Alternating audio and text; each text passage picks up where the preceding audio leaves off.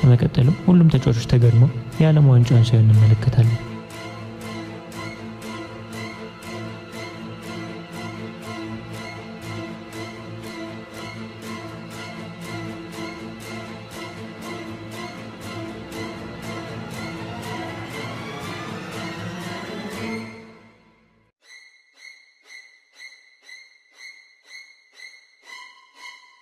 በመቀጠል አጫዋቹ ወደ ልዩ ምስጢራዊ ቦታ ሄድና ክቡራን ታዳሚዎቻችን ጨዋታውን ለመጀመር ዝግጁ ነን ይላል።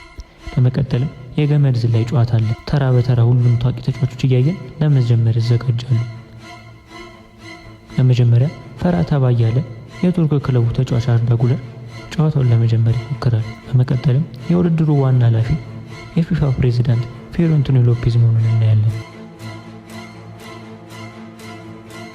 በመቀጠል